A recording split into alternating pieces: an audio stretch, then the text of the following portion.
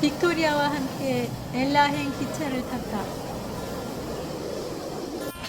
빅토리아는 캔디 숙소에서 만났다. 오스트리아 사람이고 아놀드 슈와제네거와 같은 고향에서 태어났다고 한다. 캔디와 엘라 사이 130km를 달리는 이 장거리 기차는 스리랑카 여행에서 결코 빠질 수 없는 필수 코스 중에 하나다. 끝없이 펼쳐진 차밭을 배경으로 낭만 가득한 사진을 찍을 수 있기 때문이다.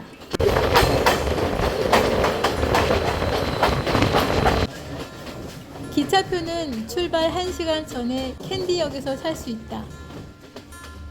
창밖으로 몸을 내미는 사진을 찍고 싶다면 1등석은 반드시 피해야 한다.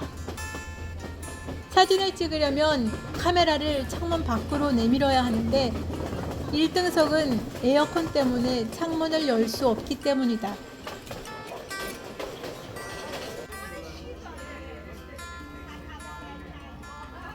기차는 이렇게 서고 출발하기를 22번 한다.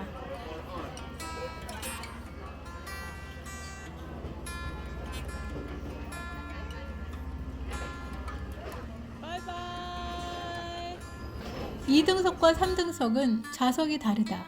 3등석은 의자가 딱딱하고 등받이가 거의 직각으로 세워져 있는 반면에 2등석은 푹신한 의자와 편안한 등받이 그리고 팔걸이까지 있다. 스리랑카의 기차는 워낙 덜컹거림이 심해서 한두 시간이면 몰라도 하루 종일 딱딱한 의자에 앉아 있기란 쉽지 않을 것이다. 드디어 기차가 엘라에 도착하고 많은 여행객들이 내렸다. 해발 1042m에 위치한 이곳은 기온이 선선하니 꼭 긴팔옷을 챙겨오는 것이 좋다. 드디어 알라에 도착해서 처음으로 이제 저녁을 먹습니다. 점심도 사실 부실하게 먹었기 때문에 굉장히 지금 배가 고파요. 저녁 6시가 가까이 됐는데 여기는 좀 고도가 좀 높아서 그런지 날씨가 추워졌는지 지금 스리랑카 와서 처음으로 지금 긴팔옷을 이렇게 꺼내 입었어요. 이 레스토랑 분위기 되게 좋고 지금 내가 너무 일찍 와서 그런지 저밖에 없어요. 레스토랑은.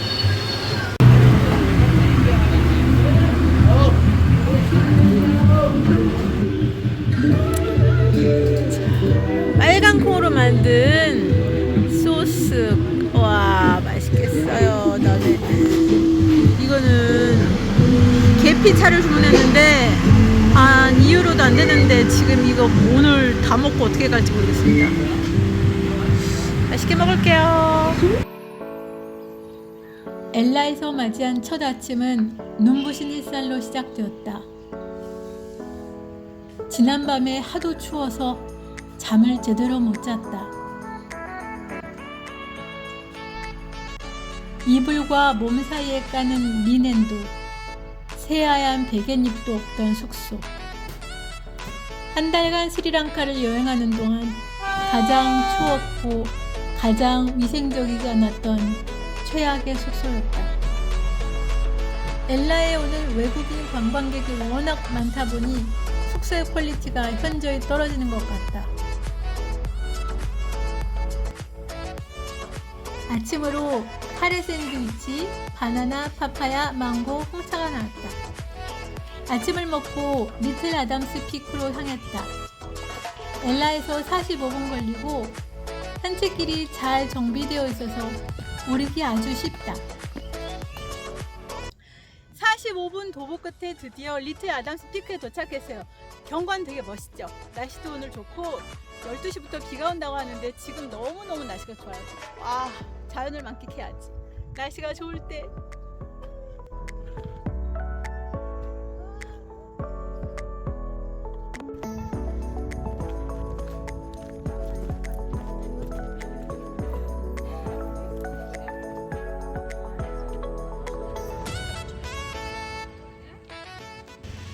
이 나무 껍질은 주황색을 띠고 있어서 신기했다.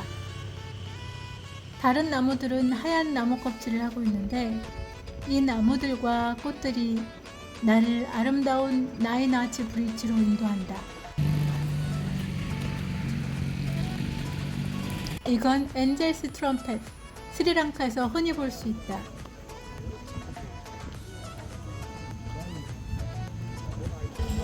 나이나치 불치 표지판을 따라 계속 내리막길을 내려간다. 주변의 숲들이 아름답다.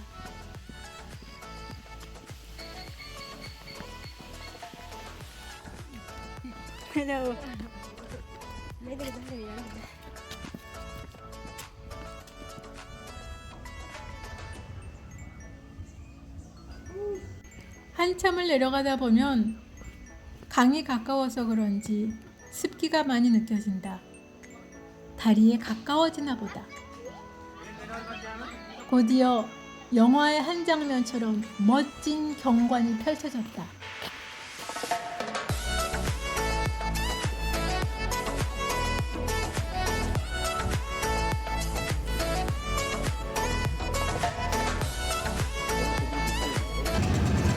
다리 위로 칙칙폭폭 기차가 달려간다.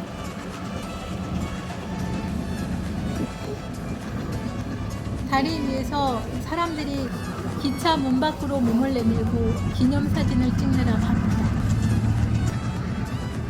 하늘 속의 달이라는 별명을 지닌 이 다리는 92m로 2차선 도로의 폭의 8층 건물만큼 높다. 지금으로부터 100년 전 1921년에 영국이 스리랑카를 점령하던 중에 만들어졌다. 영국은 스리랑카를 1815년부터 1948년까지 133년간 지배했다.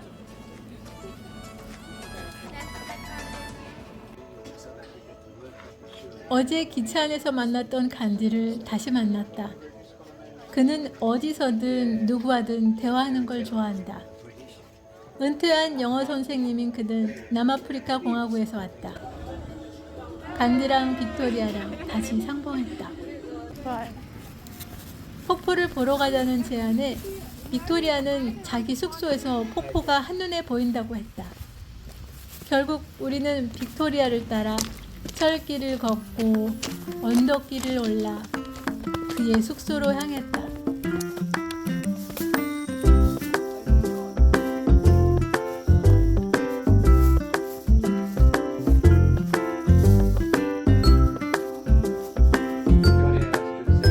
그녀의 숙소에서 바라보는 전망은 정말로 끝내줬다.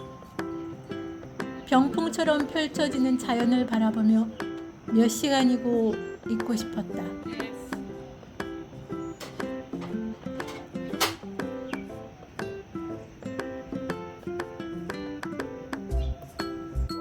간디가 사온 파인애플과 바나나는 정말 꿀맛이었다.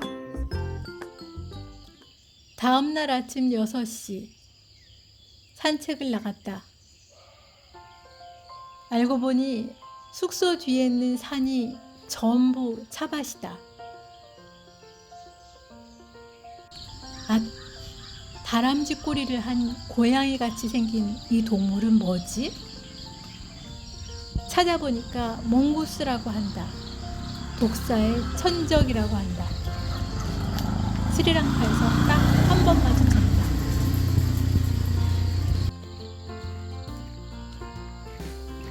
명상을 하기 위해서 근처에 있는 절을 찾아가고 있다.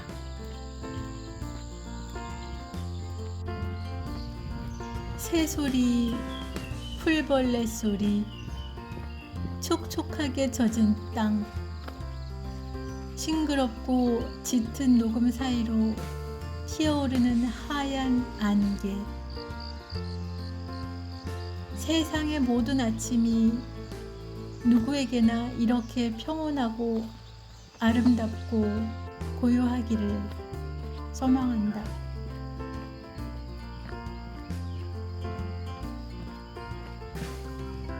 주황, 노랑, 파랑, 하양이 섞인 깃발은 가까운 곳에 절이 있다는 표시다. 드디어 절에 다 온 것 같다.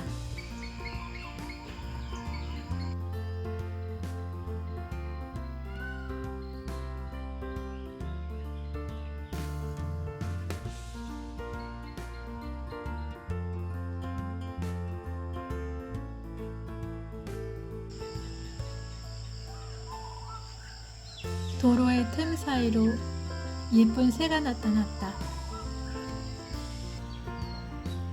이날 아침은 코코넛 로티에 달 소스와 쌈발, 바나나와 망고가 나왔다. 빅토리아와 립톤 시티에 가기로 했다. 기차를 타고 하프탈레 역에서 내려 툭툭을 탔다. 툭툭 기사 알리가 2,000루피에 우리를 데려다 주겠다고 했다. 산을 오를수록 안개도 짙어지고 초록빛 경치도 숨막히게 아름답다. 찻잎을 따는 여인들이 아름다워서 영상을 찍고 있는데 싱할러어로 뭐라고 한다.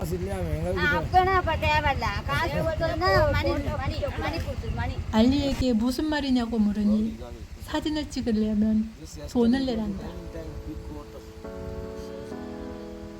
툭툭이 계속 산 위로 올라갈수록 안개는 더 자욱하게 낀다.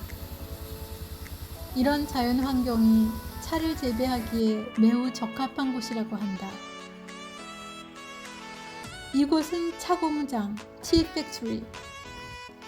차를 만드는 과정을 무료로 볼 수 있는데 이날 직원들이 없어서 견학을 할 수 없었다. 건너편 구멍가게에서 차 한잔 하자며 알리가 아주 자연스럽게 먼저 쓱 들어간다.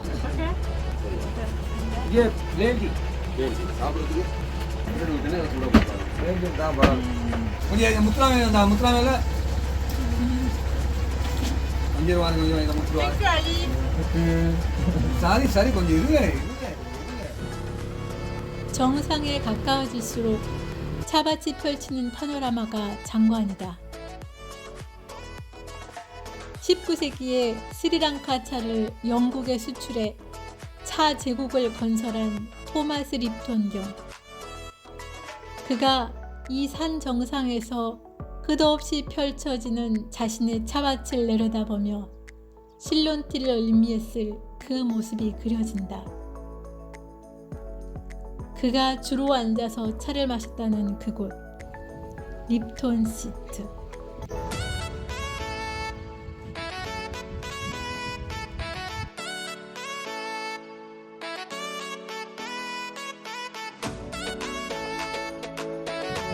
이곳은 해발고도 1970m로 한라산보다 더 높다.